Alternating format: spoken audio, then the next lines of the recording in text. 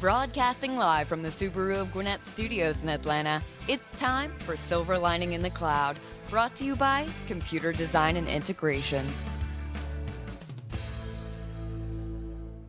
Good morning, Atlanta, and welcome to Silver Lining in the Cloud, where we talk with business leaders from Atlanta and the surrounding communities. Silver Lining in the Cloud is sponsored by CDI Managed Services, where we provide outsourced IT consulting and integration solutions, infrastructure monitoring and help desk, and cloud and private cloud and public cloud computing and data center hosting. That's a mouthful, isn't it? I'm Dominic Rainey, and I'll be hosting today's show. We have a great studio full of business leaders with us this morning. We've got three guests, one from 3CI. We'll be talking with their president, Rob MacLane, and then we'll be talking with Jeff Andrews. He is the CTO, that's the Chief Technology Officer, over at GT Software. And then we'll wrap it up talking with Michele Richards, who is a Vice President of Business Development and Marketing with Community Management Associates. Welcome, everyone. Thank you. Thank you. Hey, we're glad to have you. It's no show without you guys showing up. So anyway, thanks for taking the time out of your busy schedules to be with us this morning. And, we're just going to kick it off, I think, talking with Rob MacLane over at 3CI. Rob, why don't you tell us about 3CI? It's an interesting name. Mm-hmm. Tell us about what you guys do and how you got it started and all the good stuff about 3CI. Sure. Well, 3CI is a new name. We rebranded last year. And we are Comprehensive Computer Consulting Incorporated, which reeks of the 70s because we were founded in 1978 as Comprehensive Computer Consulting. The company's been in business for nearly 40 years here in Atlanta and is a trusted partner for tech staffing and consulting for nearly 4 decades. Under new ownership as of last year, it was owned by a family, the McBrayer family, for almost 40 years. Charlene, the prior owner, chose to retire. She had 19 grandkids, and instead of putting the company out to sell to a strategic buyer, she approached her personal network to say, okay, I want to leave the company with somebody that I trust. And so she approached her personal network. There were some interested buyers, and that's how I came to be part of the company about 16 months ago. Okay, excellent, Rob. Staffing is a competitive business, especially in Atlanta. Yep. And why don't you tell us a little bit about your, differentiators from other firms that do what you do? Sure. Well, we're the longest running tech staffing company in the city. 1978, it wasn't the tech industry. It wasn't even the IT industry, right? It was the computer business. Yeah. So times have changed, but we have lasted. I think what stands out to me, and one of the reasons that I joined the company in the first place, was that our first customer ever in 1978 is still a customer today. So I think that says a lot about treating people the right way in a business that is highly competitive. And we're in the people business, right? What we do is serve people. And that's how we try to impact the market, is by providing a positive impact to the people we serve in every area of life that we can, by helping them get jobs, by helping our customers attract and hire the best tech talent. And so because we've been in Atlanta for so long, we've got a huge network of the top tech talent in Atlanta. We can go provide that to our customers all over the city. Yeah. I mean, I guess 40 years, that's before the internet, right? Way before, yeah. And you're right. Technology, it's amazing, isn't it? How far we've come. It's crazy. Absolutely. Well, the computers used to take up about the size of the room that we're in right now, right? Yeah. And it really is an interesting industry in itself, because going back not that long ago, 2008. The tech sector suffered quite a bit. It did. And then totally rebounded. I mean, we knew it had to, because you can't do without your computers and all that stuff. So it's just a blip on the screen. It's a completely different market now. Totally different. When you look at especially when you look at the tech talent, in 2008, there was more people than there were jobs available. That's a complete opposite of how it is today. Today there is a tech talent shortage. Don't let anybody tell you that there isn't. I bet when you talk to Jeff, he'll tell you that about hiring people at GT. Yeah. That it's a competitive market. Unemployment rate for software developers in Atlanta, 0%. State unemployment rate is at 6%. Technology in general, the whole market, is under 3%, and I think it's even lower than that. Wow. So listen up, people. I mean, if you want a job, get some technical certifications under your belt. Right? Absolutely. Yeah, yeah. Is there? I mean, like, how much of a shortage is there? I mean, you guys are doing business nationwide, right? We are. So you can go get it. You can get the business somewhere. We can, but I think it's an issue for the country and for the economy. There's not a short-term fix. There's lots of regulations coming out about what we're going to do with visas and things like that, which I think could potentially hurt the tech sector. But the fix to me is a long-term fix, and it's a feeder problem. There's not enough people graduating with STEM degrees. There's not enough people graduating with computer science degrees. We need to be able to provide more tech training, more 2-year university associate degrees, and things like here in Atlanta, General Assembly that are providing these great training classes for people to go pick up a skill that they maybe did not have. Yeah. And so it's an issue. And so when you're going to try to find the tech talent, you need to have a partner that you trust, that's somebody that's been here for a long time that can help you go do that. But you better have a pretty compelling message about why it's cool to come work for you at your company. Oh yeah. Right? Oh yeah. Always. I think in anything today. Sure. It is so competitive. We're speaking with Rob MacLane. He's the president of 3CI Staffing here in Atlanta. And would you say that Atlanta is the norm, or is it different than other cities when it comes to finding talent and also the availability of jobs? Yeah, it's a good question. I think it's a little bit different for the South. I mean, Atlanta is the technology hub of the South, hub, yeah. right? Yeah. Charlotte's growing. Even Birmingham. Charlotte is growing. Mm-hmm. Even Birmingham is starting to have a good tech presence. But compared to other cities, big cities, I think it's about the same. I think there's a tech talent shortage nationwide. I really do. Okay, so does 3CI go outside the country to find the talent as well? Do you have your connections and bring people in for jobs? We do. We have a lot of people that work for us on a contract basis that are working on a visa, right? And so it depends on the type of skill set that we're trying to place. I mean, companies need to be flexible to find the talent that they need, and if you need somebody who's going to be able to work on a W-2 as a U.S. citizen or a green card holder, you might be limiting your available pool of candidates to search from. And so we have a lot of our consultants that are working out at our client sites are both visa holders, green card holders, citizens, and everything in between. Mm-hmm. Wow, that's you guys are busy. Oh yeah, yeah, oh yeah, yeah. Right. So how many people do you have?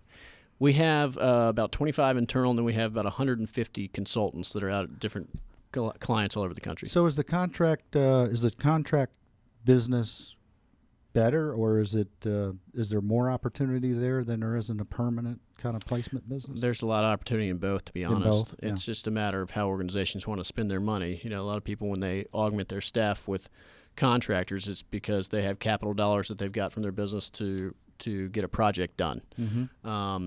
There's challenges in both sides, but there's opportunity.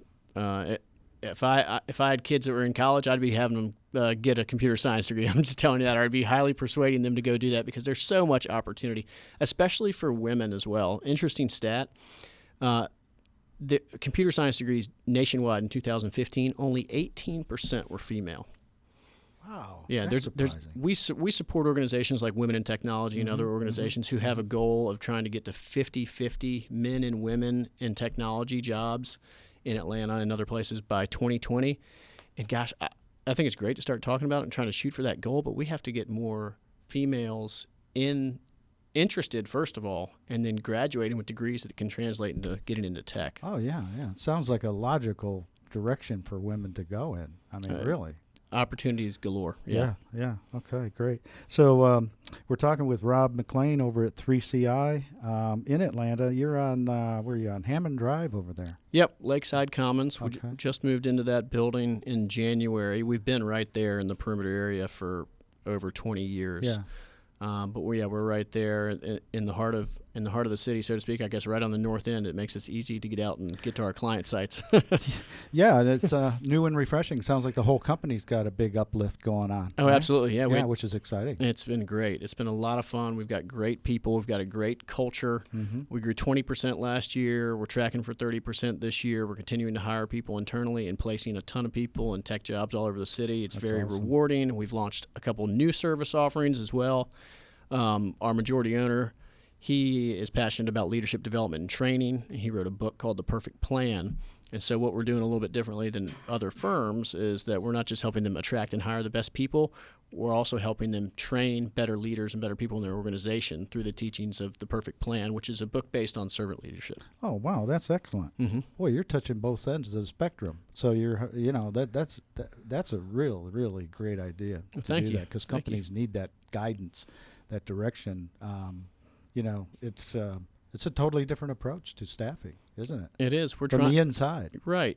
We don't want to just compete. We'd rather create something new and different, and not try to do the same thing that everybody else is doing. So how does that translate out in terms of ROI, or what that brings to the clients taking the Perfect Plan approach? Mm-hmm. Well, the Perfect Plan, in essence, is going to create better communicators and better leaders within their organization. So the Perfect Plan originally was written for any audiences, and the author, Don, he's taken that message and adapted it to technology leadership. Mm-hmm. And so it's how to be a more effective communicator with your business partner, to how to create long-term growth, and how to do things differently that other people are not. The whole book was written on a study that he did about what top performing people do differently than other people. Mm-hmm. And then there's lessons to be learned and instructions on how to go about doing that. He calls the 3 promises and the 3 beliefs. And I think people will be really interested when we start taking that to the market. Oh, great. Rob, so what's your advice to Georgia-based companies, and that are competing in this so-called war for tech talent? Yep. Well, take it seriously, because there is a war for tech talent. But I mentioned this earlier. I think you really, when you're creating a job description, or you're trying to attract people, you got to understand what tech talent want. And a lot of tech talent, especially the millennials, they're not just interested in the paycheck. They want to understand the purpose. Why is it cool to work for you? What is going to be my impact on the company's overall mission? What's different for working for you than someone else? And so when you're trying to attract people, just writing a job description of the skills that you have and posting it online, good luck. I mean, that's going to be a challenge. You need to create a compelling message about what you're all about and why it's cool to come work for you. Mm-hmm. And invite people to your network, right? Follow people, attract people on social media. Let them know, make them a fan of your brand. Connect them with somebody that might be performing a similar function within your organization, right? If you're hiring a software developer, connect them with somebody who's already there, who's already an internal fan of your brand, right? And the best way to hire people, I mean, we exist for a reason, to help serve people and help get them jobs and help our clients attract the best people. But my first way to hire internally at 3CI, and most of my customers, Jeff will tell you this, I'm sure, mm-hmm. is referrals. Yeah. The best way. Yeah. So create your internal brand ambassadors, create a great referral incentive comp program. That'll really help make people a fan of your brand, like I mentioned. And there's so many different ways. That sounds like that's working smart instead of hard. 1,000 calls a day or something like that, right? That's right. Yeah, just network with people. And I also think you need to look other places that people aren't looking. Mm. Everybody wants people from Georgia Tech, but that is a highly competitive place to go get people. Right. We mentioned earlier looking at people from 2-year colleges, having associate's degrees, looking at sending people to General Assembly or someplace to get trained on a skill. Sure. Look at Kennesaw State. Look at some of your lesser-known institutions. Yeah. I think that'll really help. And then, of course, you got to find a recruiter that you can trust as well. Can you do staffing without face-to-face with the client and or the candidate? Without a face-to-face interview? Yeah. I'm just curious. I would not recommend it. In today's world of, so everything's social media and stuff like that, people never really actually, I think, sometimes get to know who they're dealing with, Yeah. That hasn't changed. It's changed, Yeah. Guess I'm old school. Got to get in front of somebody. I prefer face-to-face, absolutely. But, I mean, we Skype a ton of candidates. I mean, people are busy, right? Well, that's face-to-face. Yeah, exactly. We have the technology to meet people face-to-face without sitting here next to them. Yeah. So at least if you're dealing with stripes and plaids and polka dots and all in one or whatever. Yes. So, yes. Yeah. Okay. Great. Well, Rob, tell our listeners how they can reach out to 3CI. Sure. Get more information. Contact you for a job or whatever. Okay. Yeah. Absolutely. Yeah.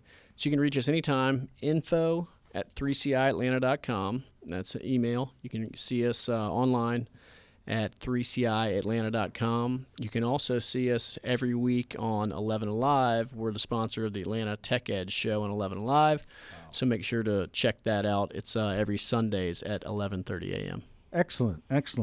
Thank you, Rob. That's a great message. Thanks, we Tom. Appreciate it. You've been listening to Silver Lining in the Cloud, brought to you by CDI Managed Services.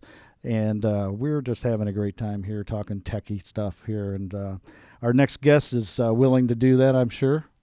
Absolutely. Yeah, let's talk to Jeff Andrews. He is the CTO, the Chief Technology Officer at GT Software in Atlanta. And Jeff, welcome. And lay it on us. What's GT Software all about? Well, thank you for having me, Dom. Yeah. GT Software is a small software company that was founded in 1982. We are geared on modernizing applications, keeping access to enterprise systems modern and current. And, to go to what Rob was saying, our challenge is not just that of how to attract millennials, but seeing that we're dealing with enterprise systems, mainframes especially. There is that skills gap that's starting to creep on. I call it the gray tsunami. And so it's not just, trying to attract those new millennials, right?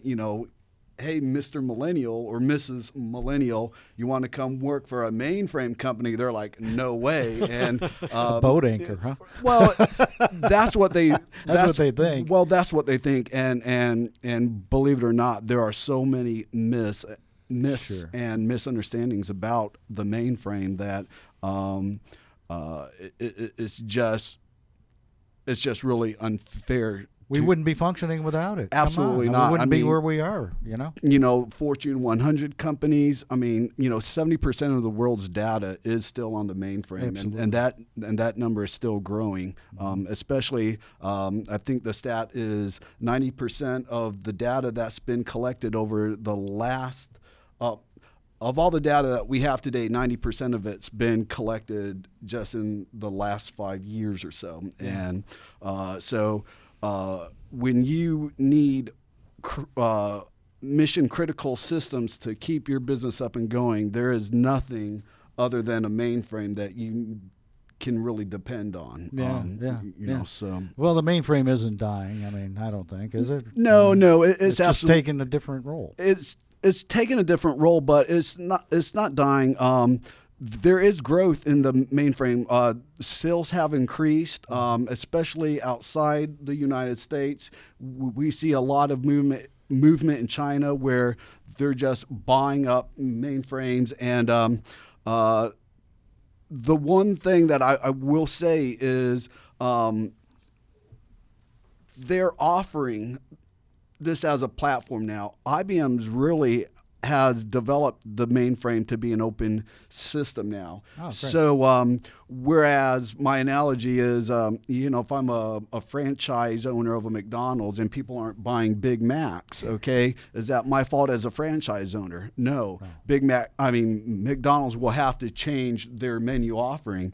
And so IBM has realized that, and they've done a fantastic job on making sure that the mainframe offers the current skills, the current technologies, the Java, the JavaScript, the NoSQL databases and stuff. So it's an open platform that does allow millennials to come on board and use their skill sets that they've learned in college and stuff. So. Well, there's a lot of local companies. I know of many of them that remarket the IBM mainframes and minis, it's a big market across the globe. It's huge. Big money in it. It is huge. Especially opening up the OS. Absolutely. And it's just not the OS itself, because the mainframe now, it will run various operating systems. And, especially you got, Red Hat, that they've got distribution that's running on the mainframe. Ubuntu is now on the mainframe. So all these novel, a la mode, technologies are realizing, hey, there's a segment that we can compete in, and it's just amazing. The Z13, which is the latest generation of the mainframe, that's designed to handle 2.6 billion transactions per day. That's 100 Cyber Mondays. Wow. Absolutely. Lay it on us, CTO. Right. Give us the stats. Those are the stats. So, there you go. So when you're mission critical, I want something that's going to be reliable up, zero downtime or just as close. And so, that's not the mainframe that's dying. It's just making sure you've got that skill set. Yeah, absolutely. Wow, that's good stuff, Jeff. Jeff Andrews, CTO over at GT Software. And, this world is not cheap either. So how does a company protect their investment in a mainframe? Well, that's a great question. What they need to do is make sure they have the staff on hand to, continue to support their applications, invest in your staff, because again, it's not just siloing. If you're siloing your developers, right? That this is my mainframe group, okay? Well, when they're about to retire, I've got no one to take over. So big thing is to invest in your staff, make sure they've got the skill set. Bring on those millennials that might have a out of the box, thought process to really take the new skill sets and see how we can migrate our current applications onto newer technology, so that it's not a what now.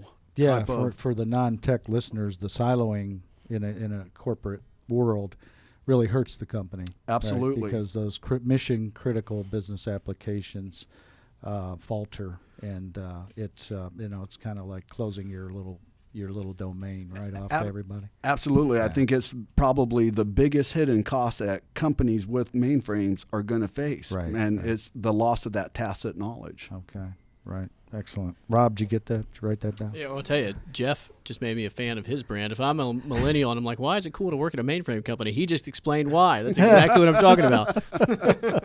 So protect that investment. Open up a little bit. Get the new growth and the young blood in there. Absolutely. And there's a great market, and they won't regret it. Right? That's right. So Jeff, what do you see as the best use of, since you're so in tune with the enterprise, best use of cloud in integration to the cloud and all that? Great question. Again, with such sensitive and mission critical data, your business processes, I think enterprise, it's not cost effective for them to just drop this platform altogether, to move it all into the cloud. That they've got a serious investment, they've got dependencies, they've got reliability. So the best use of the cloud for them is to take their non-mission critical systems, their SaaS applications, the stuff that doesn't the data, the applications that aren't the business processes, that's not mission critical. Those would be great in the cloud itself. Right. And so, which would then promote what would be the hybrid cloud approach, right? Yeah. Absolutely. And that's what, I think is the best solution for enterprises. Yeah. So, and then let's not forget about the SMB, the small, mid-sized companies. We can't forget those guys because they outnumber the big boys, right? That is right. That is right. Of course, the small and medium-sized businesses, they're not going to have such the investment in enterprise technology, mainframe-wise and stuff. So, and you'll love this, I'm sure, Dom. What I'm about to say is, I don't believe that it's cost effective for any small or medium business to have their own data center in-house. I mean, it's just, I'm a big proponent of move it to a company that can keep you up, that has the resources to keep you humming, because that's your livelihood as a small to medium-sized business. Sure, right? sure. You know? Do what you do best. The capex days are changing. Absolutely. Operating X is really where it's at. When you really look at it, it's not necessarily cheaper. People think it's cheaper to go to the cloud. It's not necessarily. It depends on how your organization is laid out. Absolutely. Right. And I think that's probably the most overlooked cost when you're doing a comparative analysis to say, hey, should we go to the cloud or not? I mean, it's total cost of ownership, right? Mm-hmm. So yeah, it might be cheaper from a server aspect to say, hey, it's cheaper for me to run this server in the cloud than to keep it on-prem. But, what you often don't see, CTOs or CFOs accounting for is energy, and the footprint. The footprint. So if you take an average server that's 850 watts, all right, that is using, up to 20,000 kilowatts a day. And for 1 year, you're going to, for that one server, it's costing you $731, based off of the 9.3 cent average. Of course, depending on where you're at in the, in the United States, if I'm in Hawaii, of course, my energy costs are way up and stuff. Yeah. So check out your total cost of ownership, your resources, how many people it takes, because at the end of the day, those are huge. And the churn in people, the churn of the people, and again, the hidden costs of if you don't have the skill set and resources in house to keep you up, what is it costing you when you're down? Mm-hmm. Mm-hmm. So okay, excellent, good stuff, Jeff. Wow, Jeff Andrews, CTO over at GT Software, and it's happening here on Silver Lining in the Cloud this morning, Wednesday, Hump Day in Atlanta, Georgia. Wow, this is good stuff. So you're a CTO. I mean, you're tuned in. What's the vision look like for the future? How do we stack up, and how does GT Software stack up? Well, that's a great question. I think the future is going to vary depending on the industries. I really do. I think a single approach isn't a best model for all. Although, cloud-wise and stuff, I think people tend to follow the buzzwords and stuff. Again, going back to the whole mainframe aspect of things. The mainframe was providing cloud-like abilities before buzzword was even a buzzword, right? So, depending on the industry, I mean, things are going mobile. It's just the way that it is. Going back to how do you interview a millennial, right? Even that process has changed. You see colleges now going to asking candidates to do video submissions, right? Of their and I believe that's going to be pretty soon the way we're going to see companies like 3CI interviewing candidates is just subscribing to his or her video. It's interesting you say that, because we're actually partnering with a company right now that has created a platform that your submittal is a 15-minute video interview and a technical evaluation where if you're a programmer, you submit code. Right. And then you explain the process behind that code, and that's part of how you apply to the job. Absolutely. Absolutely. So the future, I think it's, it will be pretty much a lot of technology being pushed into the cloud, but still it'll be mobile. I think everything will be as mobile and cognitive. Yeah. Yeah. Take it with you. Absolutely. Travels with you, technology. If anyone listening or any of you young millennials out there, as you're calling them, think technology is boring and it's stagnant and all that, wake up, because it's not. That's right. And it's not going to sit still. It's going to go crazy in this next 20 to 30 years. It's just, probably the next 20 to 30 months. Well, that's spoken by CTO, who's right in tune with the market, I'm sure. Okay, Jeff, so tell us a little bit about your company in terms of contacts, how to get in touch with you, how to find out more about it, and if there's anything else we forgot to mention that you need to mention about your GT software, tell us about it. Sure. Our website is www.gtsoftware.com. You go out there and we'll have all of our contact links and information for our sales and marketing. Also, Jay Andrews at gtsoftware.com.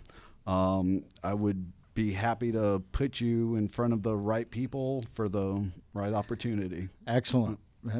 That's all you can hope for. That's right. There you go. Thank you. All right. Thank you, Dom. That was good information. We appreciate it.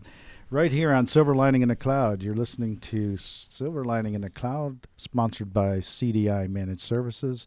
And our next, last but not least, guest is Michele Richards. Michele, tell us about Community Management Associates. I know you've got a lot to tell us. Absolutely, Dom. Okay. Community Management Associates, we do condominium and HOA management. So a lot of people don't understand when they're moving into that high-rise downtown or they're moving into a big homeowners association, who really manages your amenities and takes care of the covenants and so forth in the neighborhood. And that's a company like us, CMA. That's what we do. We started in 1989. We're a family-owned and operated company. Dan Henning and Dennis Hoffman were the co-owners of CMA, and we are in the process now of bringing that, transferring that to the two sons, the son-in-law Jay Devlin and Eric Henning, as Dan and Dennis step forward. And you branched out into South Carolina and Oh, Tennessee absolutely. as well? Yes, we've branched out into Augusta. We're in Greenville, Chattanooga, Nashville. We've started a little bit in Hilton Head. 85% of our clients are here in the Atlanta area. As a matter of fact, probably some of you live in our communities, maybe. Yeah, no doubt. I mean, there are a few condos and management and apartments and real estate in the Atlanta market. Is it heavier inside inside or outside? With all the sprawl that's been going on all these years. Well, we don't do any rentals. We only do association okay, management. great. So Thanks. it is very heavy downtown, obviously, with our high rises. And then some of our markets in the South Forsyth County, that's the biggest growing county as far as real estate and so forth. You've got the bigger HOAs up there, like your Laurel Springs and your Seven Oaks and those type of communities in that area. Okay. And so Community Management Associates and condo living is supposed to be the easy living lifestyle, and so you guys make it even easier, right? We do. We're talking about technology this morning, and we have our own IT department, and we do use a consulting firm as well. That's something that we pride ourselves in making condo living easy for a lot of folks that are moving back into the city. The empty nesters are moving back into places like Avalon, on the north side, moving into places like the Wakefield, 2500 Peachtree, and people that want an easy lifestyle and want to live in town, visit the restaurants, enjoy the entertainment of Atlanta, the inner city living, and their kids are off in college, and sometimes it's the younger folks that enjoy it, but that's a lot of what we do is make that easier for them. We provide concierge services, maintenance. We partner with a lot of our vendors to do things, engineering type things. We make it easy for boards of directors on the association to manage that building. And a lot of these buildings and homeowners associations, you're looking at budgets in the millions. So it's important that a management company is in place to manage these assets for the association. Yeah. Do you have what I'm hearing is you're really solidifying or helping keep that investment value up. and Absolutely. growing, right? Yes, that is correct. I mean, one of our main focuses is to keep that curb appeal for those homeowners, make sure that they're following their covenants so that their property value stays high. We want to make sure that their investment is protected. Yeah. Does the homeowner actually have a voice? How much voice does a homeowner have in the Sure. whole scheme of things? You know, it really operates like a small government. So what happens is the association votes on a board of directors, and typically it's anywhere from 3 to 7 people that represent the association. A company like ours will come in, and we work at the discretion of the board. So if they decide they want to build a new play facility, then they would do that, and then we would facilitate that building of that. Or if they want to replace the roof on the clubhouse, or if they want to hire a new staff in their front desk area, we would facilitate that for them. Yeah. So do you find that covenants make or break that situation? Is that part of the game? Or because people love and hate, that's kind of like a love-hate deal, right? It is. Covenants really help protect your neighborhood. However, you've seen some of the fights around town. I can't fly my flag because of my association, or I can't paint my house the color that I want. But you have to. It's buyer beware. You have to make sure when you're buying in a community that is an association and they do have covenants that you need to comply with, and they're there for a reason. They're there to protect your value and make sure that you're living in a neighborhood that you want to live in. So that is essentially what we do. We want to go in there and make sure that everything is ran smoothly, the homeowners are happy, the board's happy with the services we provide them. Yeah, absolutely. The perfect world. That's where that's exactly That's a tough right. job. That's a tough job. We're talking to Michele Richards. She is vice president over at Business Development and Marketing. It That's looks like correct. You cover a lot of turf over at Community Management Associates here in Atlanta, and so let's go to the financial side in terms of the dues and all that. How does the due situation work, and how do people pay their dues, and how do you know when you're paying fairly? Yeah. We at CMA have several different avenues to pay your dues. You can pay them online, credit card, e-check, however you choose to pay them. And that's part of technology. We have various ways that you can do that. We make sure that people are paying their dues timely and appropriately, and that they're at the right level of dues to support the association. That's part of our budgeting process in the fall of each year. Now, during the real estate recession a few years ago, not just real estate, but our little recession, that was a struggle. So we had to implement some other ideas and payment plans and help folks out, help homeowners out. And that we're having some issues during that period of time. Yeah. I can imagine that. It was a little rough spread there for a while. Right. Yeah. Nobody wants to go door to door to collect the dues. No one wants to do that. Bringing technology into it is, again, here's another example. We can't live without it. Absolutely. It's a convenience factor, and it makes it easy for people to do what they do, go to work and do what they do, and not have to worry about sitting down and going and writing checks and all that kind of stuff, right? Just use that technology, and Community Management Associates is in tune with the technology world. Absolutely. You run it in-house too, right? We do. We run most of it in-house. We do have a company that does some consulting for us, and they go to various buildings, and if there's any software issues, they take care of that for us. Okay. So if someone is delinquent, how do you guys deal with it? Well, there are several ways we deal with it. If it's a delinquent homeowner, then typically we'll send them a late letter expressing that, hey, you're delinquent, let's pay up.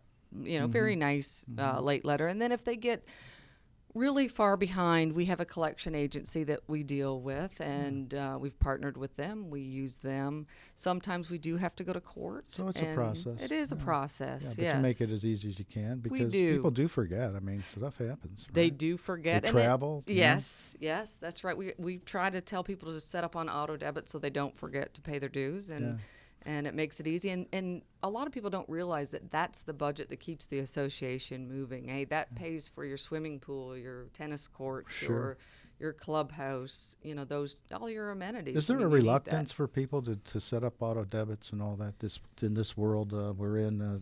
Security still, a challenge and a concern for people. You guys are over here on the other side of the table. What's the... I think it's pretty secure for the most part, but there's always a reluctance. It's a personality thing, but gosh, the convenience of setting up automatic payment versus stroking a check. I mean, do you guys still have checks. Checkbooks? Yeah, I have I one. do. I have one, but never I think use I'm it. on the third check. Yeah. I'll just break the bad news. It's nothing but security theater out there right now. Your information has already been compromised.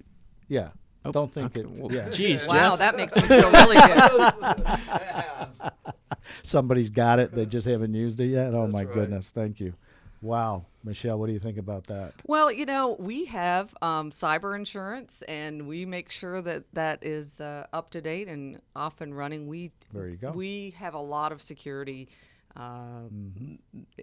things in place at CMA so that we don't have those issues. And knock on wood, we never have yet in the 26 years we've been in business. So that's good. Hey, it can happen to anybody at Absolutely. any time, and we can't fear it. And you guys are taking all the measures you can for that to not happen. That's right. And that's all we can do. Right. So, but that speaks well of the organization, Community Management Services, that you are doing all you can do on the security side, and it's a convenience. Come on, Right. That's got to offset it. So, how do you control those situations like parking, pets? Pets a big thing. Oh, pets. and what goes along with pets, that's right? exactly I can't right. say it. It's funny. Those are the 3 Ps of community association management. And the parking, it's an issue everywhere. Luckily, in town, we have a lot of we have rent space. We have a lot of folks that walk and take the transit system, so we're able to accommodate most folks at high rises with sharing spaces. Now, we do boot and tow cars if necessary, if that comes to into play. The latest thing in the pets is the DNA. So we take DNA of the pets, and then if they leave their present on the lawn, the common area, then we can DNA it, and we can find that. We can find. Me too, Rob. I'm like Yes. ready to fall over or do a backflip. Holy moly! Wow. Wow. Pick it up, people. That's right. Scoop it up. That's right. I'm gonna have my pet's DNA checked just so I know, so I'm Right. prepared. Well, keep in mind, this is nationwide. I mean, this isn't just unique to Georgia. Condominiums, HOAs, it's nationwide. And we work under a Community Association Institute. That is our governing agency, and that's worldwide. So we have, when we go to different conferences and so forth, we have managers all the way from Dubai and Canada and everywhere coming in. So we learn at those conferences a lot of different things, and technology is huge. I mean, when we drive through communities, our managers take iPads, and the managers, is what they do is they click on that home. If they're in violation, their yard may be full of weeds or something, they hit that, a letter automatically goes out to that homeowner. Then when they come back in 10 or 12 days, that house is red. They hit that house again, another letter goes out, maybe we start fining them. So we want people to really keep their property up. It just behooves everybody. It's a benefit for the entire association, and it's our job. Some people don't like us for that, but... I was going to say, I'll be sending my letters back to you, Michele. Some come with very interesting words on them as well. Oh man! So, are there specific markets that your company focuses on or targets, or how does it work? We find that the majority of our market is, like I said, 85% right here in Atlanta, downtown, and then up the 475, 85 corridor, where the majority of the associations are. Association living isn't for everyone, and we've told people that if they kind of are out there and they like to do their own thing, it might not be for you. And certain states have more association living than other states. So it just depends. Yeah, it does depend. Yeah, absolutely. Well, you guys are widespread and covering the market pretty well. It looks like that's a great organization, Community Management Associates. And Michelle, tell us how the people can reach out to the organization, get information, and get a little bit more awareness of what you guys are bringing, the value. Sure. Our website is www.cmacommunities.com, and you can find all the information on there, including our 800 number, the info, email address, and so forth. You can request a quote on there. That will come directly to me, and I can provide you a quote immediately. Oh, there you go. There again. Absolutely. Instant response. That's right. That's great. Well, you've been listening to Silver Lining in the Cloud, where we talk with business leaders around Atlanta. It's business to business, folks. So we want to thank our guests today from 3CI, Rob MacLane, Jeff Andrews with GT Software, and Michele Richards with the Community Management Associates. We appreciate everything you guys have shared with us this morning and everything about your company and what you do for Atlanta and for the individuals working for you. I'm Dom Rainey on behalf of CDI Managed Services, where we work with companies to maximize their investment in IT infrastructure, end user support, and cloud computing. So as a reminder to listen to this show and other Silver Lining in the Cloud broadcasts, go to silverlining.businessradiox.com. And until next time, remember, when it comes to IT solutions and cloud computing, CDI Managed Services is your Silver Lining in the Cloud.